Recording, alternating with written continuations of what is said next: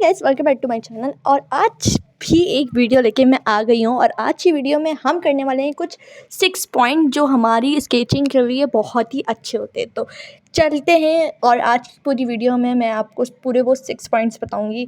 तो देखते हैं हमारे वो 6 पॉइंट्स कौन से हैं। तो स्टार्ट करते हैं।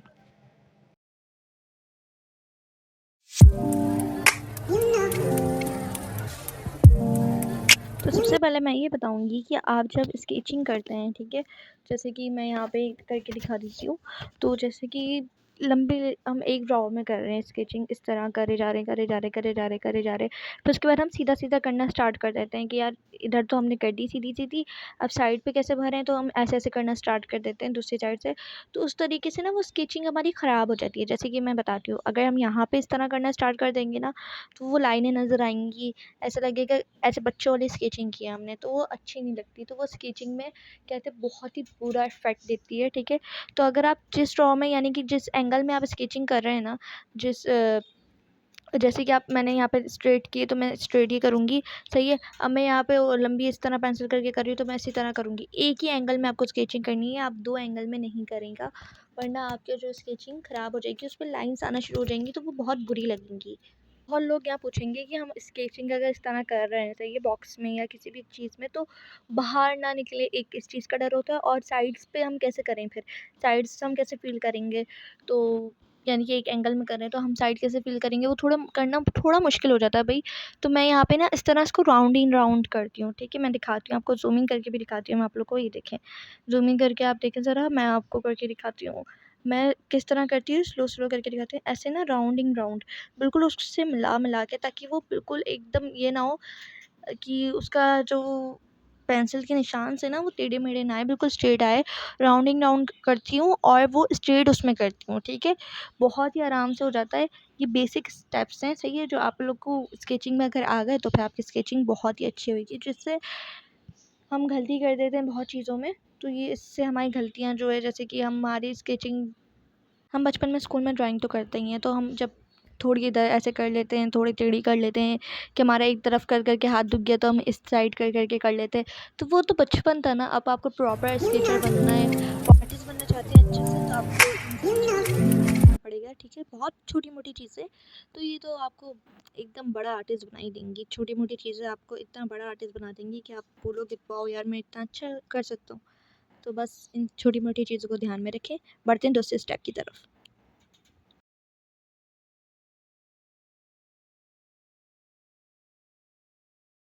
अब स्केच करने का तरीका तो मैंने आपको बता दिया कि आपको एक ही रॉ एंगल में करना है।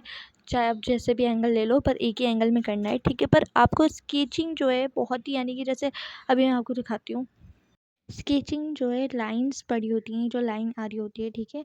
तो इनको हम लाइट यानी कि एकदम मैश करना है, एकदम आपस में मिला देना है, सही है। तो इस तरीके से कैसे करें, कोई कॉटन बड की ज़रूरत नहीं है, किसी चीज़ की ज़रूरत नहीं है। आपके पास अगर कॉटन बड नहीं है, आपके पास अगर ब्रश नहीं है, तो आप एक पेपर की हेल्प से कर सकते हैं। पर पेपर आपका साफ़ सुथरा होना चाहिए, यानी कि न्यू पेपर होना चाहिए। अभी देखें किस तरीके से इसमें जो है क्या कहते हैं, लाइन्स नज़र आ रही हैं, और मैं भी इसको एकदम पेपर की हेल्प से, फिंगर पेपर एंड फिंगर की हेल्प से एकदम मिक्स करूँगी साथ, तो ये कितना अच्छा हो जाएगा और एकदम सिंपल स्मूथ नज़र आएगा। कोई भी इसमें लाइंस नज़र नहीं आएंगी। तो ये एकदम एक स्केच को हमारे बेसिक लुक देता है। ये चीज़ भी बहुत ज़रूरी है। अब मेरे पास भी कोई यानी कि कॉटन बड की ज़रूरत नहीं है, मेरे पास भी कोई कॉटन बड नहीं है, अगर सही है, मेरे पास भी अगर कोई ब्रश नहीं है, ठीक है। तो आप इस तरीके से भी कर सकते हैं, मैं भी इस तरीके से करती हूँ, जिससे हमारा जो है कहते हैं एक प्रॉपर स्केच लगता है, एक बहुत ही अच्छा लगता है। और देखो कितना प्यारा कलर भी इसका आता है। डार्कनेस देखो, ऊपर वाले में कैसे लाइंस नज़र आ रही है और नीचे वाले में लाइंस नज़र नहीं आ रही, और उल्टा ये इतना अच्छा डार्क हो गया, आपको डार्क करने की ज़रूरत भी नहीं पड़ेगी, ठीक है। बाकी सारे स्केच देखो, और ये देखो कितना अच्छा लग रहा है और बेहतरीन बॉक्स लग रहा है। ऊपर और नीचे में दोनों में बहुत फ़र्क है। और पेपर की हालत देखो कैसी हो गई है। आप एक ही पेपर से मत खींचते रहना, दूसरा ले लेना, ठीक है, अगर आपको और कोई चीज़ करनी है। तो अब हम बढ़ते हैं अपने तीसरे स्टेप की तरफ।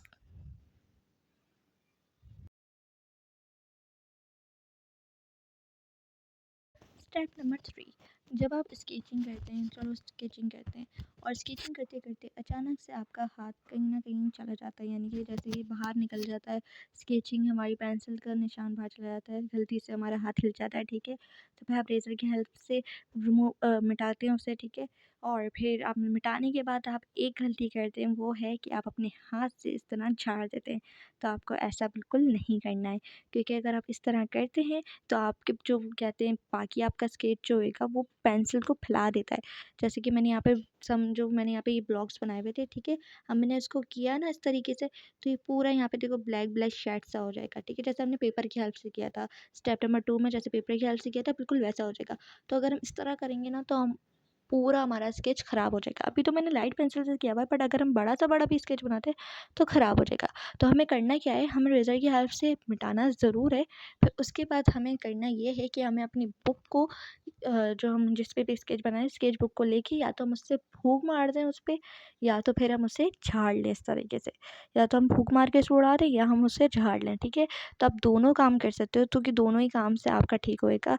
देखें इस तरीके से आप झाड़ भी सकते हैं और इस तरह फूँक भी मार सकते हैं, क्योंकि ना तो इससे हमारा स्केच ख़राब होएगा और ना कि इससे हमारी कोई भी चीज़ ख़राब होएगी, और हमारा रेज़र का जो चूरा है वो भी हट जाएगा। एकदम परफ़ेक्ट आइडिया है ये, जिससे आप बिना किसी झंझट के आराम से अपना स्केच बना सकते हैं। तो बढ़ते हैं स्टेप 4 की तरफ।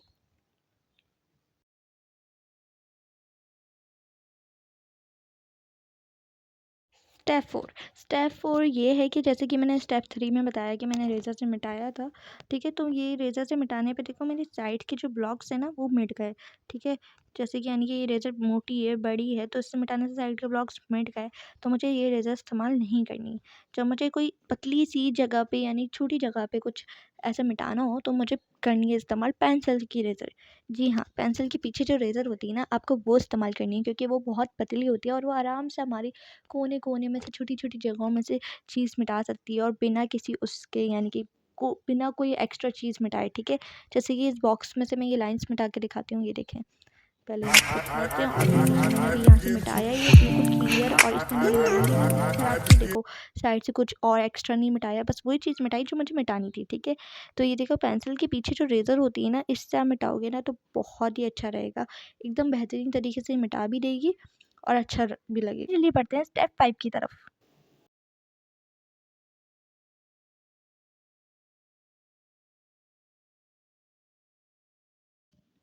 स्टेप 5 जैसे कि मैंने आपको बताया कि आप रेज़र से यानी कि पेंसिल के रेज़र से मिटा सकते हैं, पर अगर आपकी पेंसिल की रेज़र निकली भी नहीं है, जैसे कि देखो इतना मिटा लिया कि पेंसिल की रेज़र अब तो ख़त्म हो गई, पेंसिल की रेज़र अब किसी काम की नहीं है। नहीं भाई, पेंसिल की रेज़र काम की है। एक शार्पनर लें एंड एक शार्पनर से पेंसिल की रेज़र को शार्प करें। ये स्कूल में हर किसी ने किया तो होगा यार, ये बेसिक सी चीज़ है, ये तो की ही होगी हर किसी ने। मैंने तो बहुत की है। पेंसिल की रेज़र को मैं शार्पनर के पीछे डालती थी और उसको शार्प करती थी, सारा लोहा निकाल के आराम से बिल्कुल एहतियात से, क्योंकि ये लोहा हाथ में भी चुभता है, ठीक है, और आपका हाथ भी काट सकता है। एक दफ़ा मेरा हुआ है, ज़्यादा नहीं हुआ, पर उसके बाद मैंने आराम से किया है। बिल्कुल आराम से बारीकी तरीके से ब्लेड पे पेंसिल का लोहे को घिसें और आराम से ये शार्प करें, और फिर देखिएगा आपकी इतनी अच्छी रेज़र निकल के आएगी। ये देखिए मैं आपको दिखाती हूँ क्लियरिटी अच्छे से। थोड़ी और कर लेती हूँ क्योंकि वो साइड से रह गया लोहा, फिर मैं आपको दिखाती हूँ। ये देखें कितनी प्यारी और कितनी अच्छे से ये हमारी रेज़र निकल के आई। हमें तो लग रहा था हमारी रेज़र ख़त्म हो गई, पर हमारी रेज़र कितनी सारी बची है, और यकीन माने इसके बाद भी अभी इसमें रेज़र है। अगर मैं ये भी यूज़ कर लूँगी ना, इसके बाद भी मुझे इसमें रेज़र नज़र आएगी, क्योंकि हमारी जो रेज़र अभी पेंसिल के अंदर बहुत बाकी है। ये पेंसिल की रेज़र बहुत काम आती है, जिससे आप पीछे से आराम से हर चीज़ मिटा सकते हो। जैसे कि पतली-पतली जगहों से, छोटी-छोटी जगहों से जहाँ से आप मिटाना चाहते हो बिल्कुल बारीकी से। तो क्या आप बड़ी रेज़र इस्तेमाल करते हैं ना, तो आपकी रेज़र यानी कि बहुत ज़्यादा वो मिटा देती है, जो चीज़ आप नहीं भी मिटाना चाहते हो तो वो बहुत अजीब लगता है, ठीक है। फिर आप उसको वापसी ड्रॉ करते हैं तब वो चीज़ बहुत अजीब लग रही होती है, ठीक है। तो आराम से आप छोटी चीज़ को मिटाने के लिए पेंसिल की रेज़र का इस्तेमाल करें, जिससे आपका कोई भी एक्स्ट्रा स्केच नहीं मिटेगा। चलिए बढ़ते हैं पॉइंट 6 की तरफ।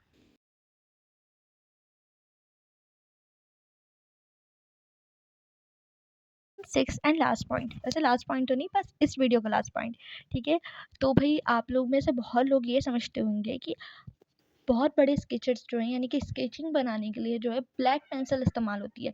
भाई ब्लैक पेंसिल जो है बहुत बड़े-बड़े स्केचेस इस्तेमाल करते हैं, आप उनकी वीडियोज़ देखते होंगे। तो इसलिए आपको लगता होगा कि भाई ब्लैक पेंसिल से स्केच बन सकता है, नॉर्मल पेंसिल से या पेन से स्केच तो बन ही नहीं सकता। स्केच आप बनाना चाहें तो पेन से भी बना सकते हैं, आप चॉक से भी बना सकते हैं, आप पेंसिल नॉर्मल पेंसिल से भी बना सकते हैं, आप पॉइंटर या किसी और वाइटो से या किसी भी चीज़ से आप बना सकते हैं स्केच। कोई ऐसा नहीं होएगा कि आप स्केच किसी भी चीज़ से ना बना सकते हो, ठीक है? तो भई मैं पहले जो है ना स्केच जो बनाती थी, अभी भी मैं बनाती हूँ उससे स्केच, ठीक है? मेरे पास अभी जो है ये नॉर्मल ब्लैक पेंसिल मौजूद है, ठीक है? और कोई इसमें यानी कि 2H, 2B या 6B ऐसी पेंसिल नहीं है, नॉर्मल ब्लैक पेंसिल है, ये मैंने ली थी, ठीक है?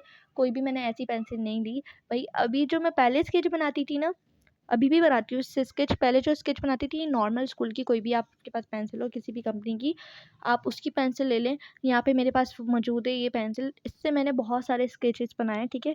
क्योंकि मैंने पुराने स्केच अगर मैं आपको दिखाऊँगी ना, आपने मेरी पुरानी वीडियोज़ देखी होंगी, तो मैंने सारे स्केच उसी से बनाए। और आपको एक बात ध्यान में रखनी है कि आपको जो भी पेंसिल लेनी है ना, चाहे आप ब्लैक पेंसिल लें या आप नॉर्मल पेंसिल लें, आपकी पेंसिल के पीछे रेज़र ज़रूर होना चाहिए।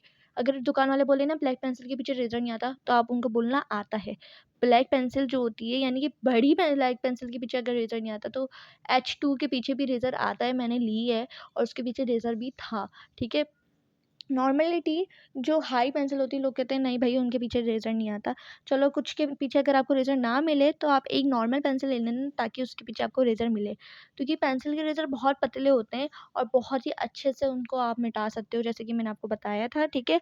और यहाँ पे पेंसिल जो है आप नॉर्मल पेंसिल, पेन, पॉइंटर किसी भी चीज़ से स्केच बना सकते हो। कोई ऐसी चीज़ नहीं होती कि आप स्केच नहीं बना सकते हो। अगर आप चाहते हो कुछ करना तो आप कर सकते हैं हमेशा अपनी लाइफ़ में। अगर आप जीतना चाहते हैं तो आप जीत सकते हैं। और अगर आप स्केच करना चाहते हो तो आप स्केच कर सकते हैं। तो अगर आपको कोई कहे ना कि पेंसिल नहीं है तुम्हारे पास या आप ये सोचो कि मेरे पास कलर नहीं है, मेरे पास कुछ नहीं है, मैं ऐसे नहीं कर सकता, तो आप हर चीज़ से स्केचिंग, हर चीज़ से ड्राइंग आप कुछ करना चाहते हैं तो आप कर सकते हैं, ठीक है?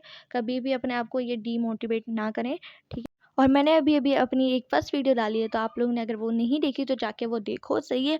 और मेरी वीडियो लॉन्ग वीडियो कैसी लगी यानी कि मैंने अभी आपको 6 पॉइंट्स बताए जो स्केचिंग के हवाले से ही है, तो आपको मेरी वीडियोज़ कैसी लगती है लॉन्ग एंड शॉर्ट्स दोनों मुझे बताना कमेंट में।